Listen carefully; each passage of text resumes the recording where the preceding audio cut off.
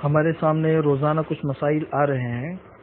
اعتکاف سے متعلق کچھ مسائل چل رہے تھے۔ کل میں نے اس بات کو بتایا تھا کہ اعتکاف کن کن چیزوں سے ٹوٹتا ہے اور کتنی ضرورتیں ہیں جن ضرورتوں کی وجہ سے اعتکاف سے باہر نکلنا جائز ہے، وہ تفصیلات کل بتائی تھی۔ اس میں ایک چیز تھی، تھوڑی سی اس کی وضاحت کر دوں کہ جیسے گھروں میں جو عورتیں اعتکاف میں بیٹھتی ہیں تو جس روم میں یا جس کمرے میں اعتکاف میں بیٹھی ہوئی ہے، اگر اسی کمرے میں نہانے کا انتظام ہے، باتھ روم وغیرہ اسی کمرے میں ہے، تو پھر اعتکاف کی حالت میں نہانے میں کوئی حرج نہیں ہے، چاہے واجب غسل ہو چاہے واجب غسل نہ ہو۔ لیکن اگر غسل خانہ اعتکاف کی جگہ سے باہر ہے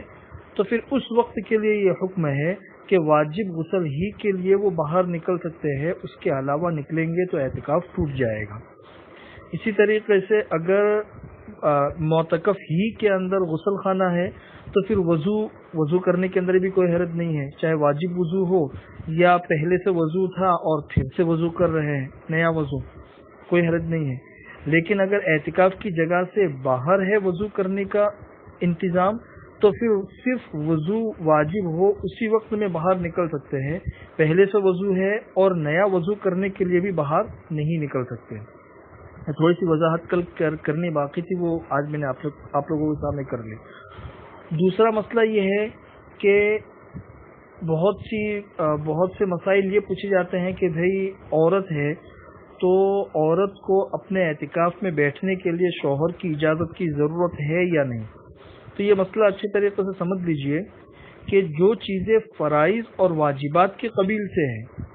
فرض ہے یا واجب ہے، تو اس حکم کو پورا کرنے کے لیے تو شوہر کی اجازت کی ضرورت نہیں ہے، بلکہ اگر شوہر منع بھی کرے تو بھی ان چیزوں کو شوہر کے منع کرنے پر چھوڑنا جائز نہیں ہے، اس لیے کہ جہاں پہ اللہ کا حکم ہو اور پھر بندہ منع کرے تو پھر اللہ تبارک و تعالیٰ کے حکم کو مانا جاتا ہے۔ لیکن جو چیزیں اور جو احکامات واجب اور فرض کے قبیل سے نہیں ہیں، صرف نفل اور سنت یا مستحب کے قبیل سے ہے، تو اس صورت میں دیکھا جائے گا کہ شوہر کا کوئی حق تلف ہو رہا ہے یا نہیں ہو رہا ہے۔ اگر شوہر کا حق تلف ہو رہا ہو تو اس وقت میں اس کی اجازت کی ضرورت ہے، اور اگر شوہر کا حق ضائع نہ ہو رہا ہو تو پھر اس کی اجازت کی ضرورت نہیں ہے۔ جیسے مثال آپ لوگوں کو بتاؤں کہ نفل نماز پڑھنی ہے تو نفل نماز پڑھنے کے لیے شوہر کی اجازت کی ضرورت ہے۔ اگر شوہر نے منع نہیں کیا تو وہ بھی اس کی طرف سے اجازت ہی سمجھی جائے گی، لیکن باقاعدہ اگر منع کرے تو پھر عورت کو نہیں پڑھنی چاہیے نفل نماز۔ نفل روزہ ہے، اگر شوہر گھر میں ہے اور وہ بیوی کو نفل روزہ رکھنے سے منع کرتا ہے تو پھر بیوی کے لیے نفل روزہ رکھنا درست نہیں ہے۔ جیسے نفل حج ہوتا ہے یا عمرہ ہوتا ہے، اس میں جانے سے شوہر نے منع کر دیا تو اب عورت نہیں جا سکتی۔ تو اسی طریقے سے اعتکاف جو ہے وہ بھی ایک سنت عمل ہے اور بعض صورتوں میں مستحب اور نفل ہو جاتا ہے، تو اس میں بھی یہی صورت دیکھی جائے گی کہ اگر شوہر شہر میں اور گھر میں موجود ہے اور اس نے بیوی کو منع کر دیا کہ میری طرف سے اجازت نہیں ہے بیٹھنے کی، اس لیے کہ بیٹھنے کی صورت میں شوہر کے بہت سارے حقوق ضائع ہو سکتے ہیں، تو پھر عورت نہ بیٹھے، اور اگر شوہر اجازت دے دے تو پھر وہ بیٹھ سکتی ہے۔ لیکن اگر شوہر جو ہے نا وہ گھر میں بھی نہیں ہے، شہر میں بھی نہیں ہے، اور ان 10 دنوں میں اس کے یہاں پر آنے کا کوئی امکان بھی نہیں ہے، تو شوہر کی اجازت کے بغیر بھی وہ بیٹھ سکتی ہے، اس لیے کہ اس صورت میں شوہر کا کوئی حق ضائع نہیں ہو رہا ہے۔ یہ تفصیل اچھی طریقے سے ذہن میں رکھیں۔ اس کے علاوہ ایک مسئلہ یہ ہے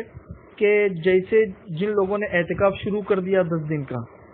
تو 10 دن کا اعتکاف شروع کرنے کے بعد اگر کسی عذر سے ٹوٹ گیا یا توڑ دیا گیا، جس کی تفصیلات کل بتا دی گئی تھی، تو اب اس اعتکاف کی قضا کس طریقے سے کرنی ہے۔ تو اگر یہ اعتکاف ٹوٹ گیا، چاہے پہلے روزے پہ ٹوٹا ہو یعنی 21ویں میں ٹوٹا ہو، چاہے 23ویں میں، کسی بھی وقت بھی ٹوٹ گیا ہو، جیسے عورت ہے اس کو ایام شروع ہو گئے، اعتکاف ٹوٹ گیا، اعتکاف کی جگہ سے باہر نکل گیا، اعتکاف ٹوٹ گیا، تو اس کی قضا کرنا ضروری ہے۔ بہتر تو یہ ہے کہ پورے 10 دن کی ایک قضا کر لے رمضان کے بعد، لیکن اگر پورے 10 دن کی قضا کرنے کی اگر گنجائش نہیں ہے تو کم سے کم اس کے قضا کی تفصیل یہ ہے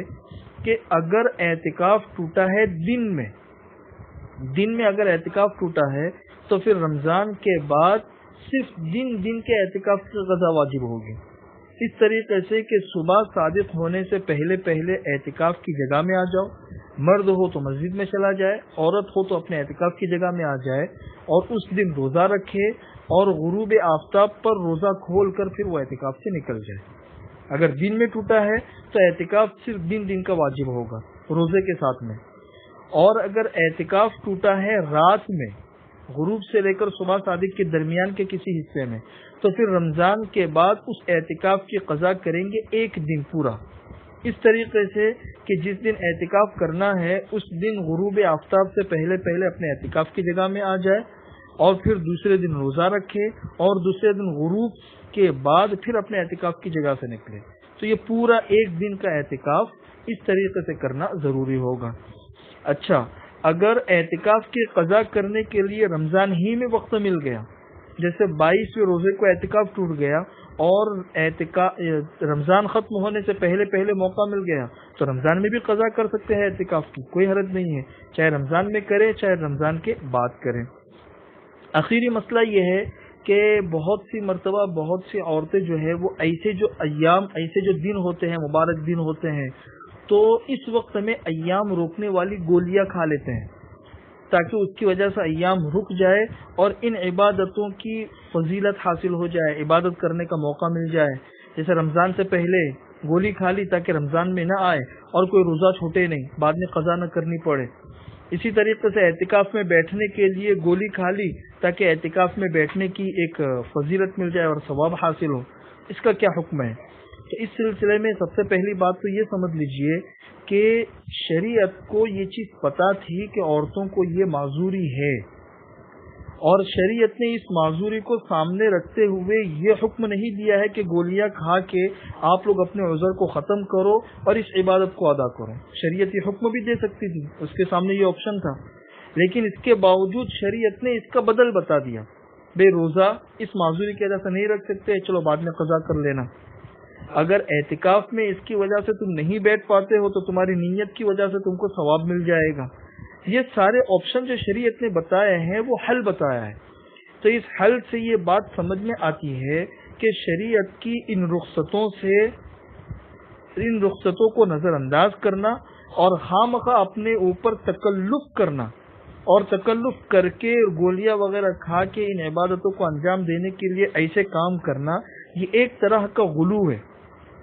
اور حدیث کے اندر وضاحت کے ساتھ حکم ہے کہ حضور اکرم صلی اللہ علیہ وسلم نے ارشاد فرمایا، یا ایھا الناس ایاکم والغلو فی الدین، دین میں غلو کرنے سے بچو. فانما اہلک من کان قبلکم الغلو فی الدین، تم سے پہلے لوگوں کو غلو نے ہی ختم کیا ہے، غلو فی الدین نے. اسی لیے حضرت تھانوی رحمۃ اللہ نے ایک جگہ پہ لکھا ہے کہ شریعت نے جو رخصتیں اور جو اجازتیں دی ہے، ان رخصتوں پر عمل کرنا اور اس سے فائدہ اٹھانا یہ بھی عبدیت کا ایک تقاضا ہے. یعنی شریعت کا ایک تقاضا یہ بھی ہے کہ شریعت نے جو رخصتیں دی ہے اس سے فائدہ اٹھاؤ،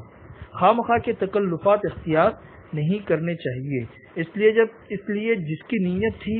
اور کوئی عذر پیش آ گیا تو خواہ مخواہ گولی کھا کے اس عذر کو ختم نہیں کرنا چاہیے. اس کا بدل موجود ہے کہ آپ کی نیت ہے تو آپ کی نیت کے اوپر اللہ تبارک و تعالی انشاءاللہ اس کا اجر اور ثواب ضرور دیں گے. اور دوسری بات یہ ہے کہ اس طریقے سے گولیاں کھانا یہ انسان کی صحت کے لیے مضر ہوتا ہے، اس سے کافی نقصانات ہوتے ہیں. اور شریعت کا ایک حکم یہ بھی ہے کہ اپنی صحت کی بھی حفاظت کرو. لیکن اس کے باوجود اگر کسی نے گولی کھا لی اور اس کے ایام رک گئے تو پھر وہ پاک سمجھی جائے گی اور پھر وہ اعتکاف میں بھی بیٹھ سکتی ہے، روزے وغیرہ کے جتنے احکامات ہیں وہ پورے کر سکتی ہے، وہ مسلسل پاک ہی سمجھی جائے گی. اللہ تعالی ہمیں عمل کرنے کی توفیق نصیب فرمائے.